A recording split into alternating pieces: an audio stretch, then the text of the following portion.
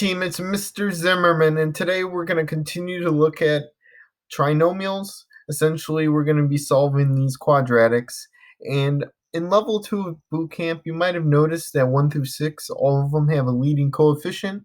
This is on purpose because typically those problems lend themselves to be factoring.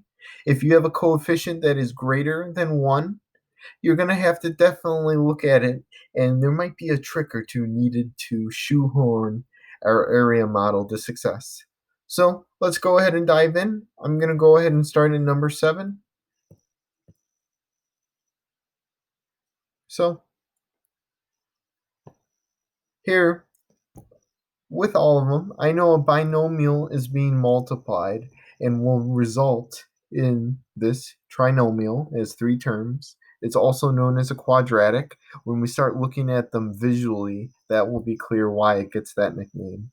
But for now, just understand that we have a total of 2 terms that will be multiplied to form this guy.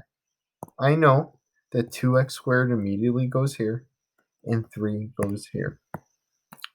This will help us solve this puzzle in order to predict what caused the formation of positive 5x. So I'm going to go ahead and look. I know that x times x will always result in x squared. But now I have a leading coefficient of a 2. So I have to just keep in fact, what multiplies to be positive 2? Oh, positive 1 times positive 2.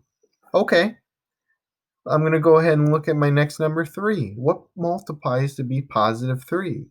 Let's go ahead and put positive 1 and positive 3.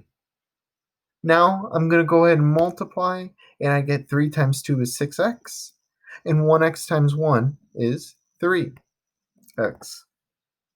Immediately, I know it does not form 5x. It's going to form 9x. As you gain experience, you're going to be able to identify this before you multiply. Some of you might notice that this 2 multiplying is going to result, 2 times 3 is 6. That's going to be bigger. So I'm going to switch the spot, and I'm going to put positive 1 times positive 3. Positive 1 times positive 3 is still positive 3. I now multiply, and now I get the 5x. Rock on! I have figured out the binomial and cracked the code. 1x plus 1 times 2x plus 3. I can clean this up to just be x plus 1. You don't need to write the coefficient when there's just an x. It's assumed that there's just 1. So, as you can see, I had to take a couple more steps when I'm solving it. But again, experience is going to be the number one indicator for your speed of completion. Each of these problems are a puzzle, and it's up for you to unpack it. Let's go ahead and look at number 8. So, again, I set up the problem, same old, and I'm going to go ahead and put 5y squared and negative 6. Again, this helps me jumpstart my problem. It's a lot easier to think about what generates the last 2 terms than it is to figure out the middle. So, let's go ahead. What multiplies to be y squared? Y times y. What multiplies to be 5? Well, positive 5 times positive y. Okay, let's do the same thing for negative 6. What multiplies to be negative 6?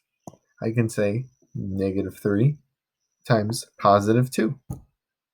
I'm going to go ahead and evaluate and see what happens and see if I get a match to positive 7y. Wow. If this happens right away, you got lucky. You also might have known a couple of things. You needed to have this number, whatever's multiplying the 5, to be rather large because I want a positive remainder. By knowing where you're going, you could fix the race a little bit. However, I just want you to know this might have taken someone else 3 different squares It's all about just figuring out how do you hone in on the prize. You're like with a metal detector on the beach, and as you're getting closer, it radiates. So let's go ahead and do one more, and I want to go ahead and look at number 12. Now this is where all of my terms are even, and I see that it's not just a 1 in front of it. Now something cool about even numbers is that they are all divisible by 2. So I can immediately factor out a 2. I'm going to go ahead, divide by 2, divide by 2, and divide by 2.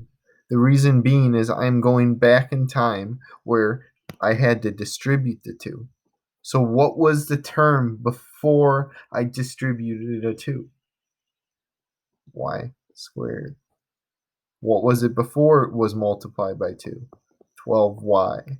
What was it before it was multiplied? The reason this is so essential is that it transforms this problem. I would have had to think about what multiplies to be 72.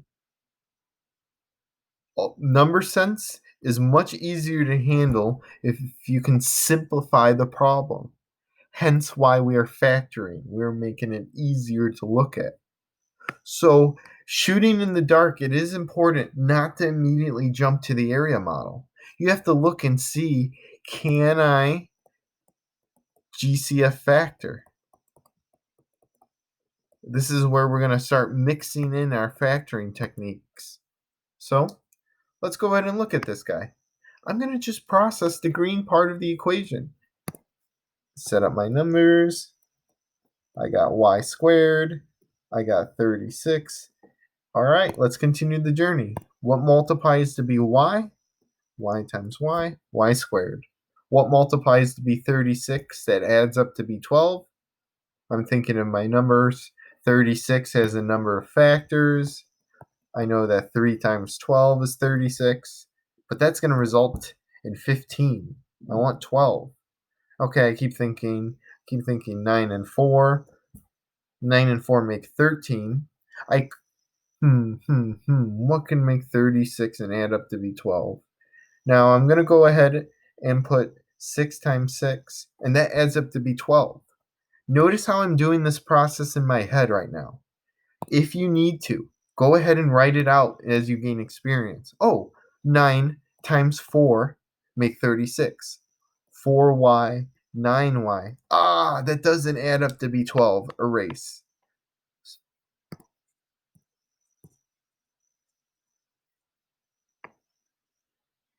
So, it is not the 4. It is not the 9. It is going to be positive 6 times positive 6, which makes 6y. 6y's add up to be 12y.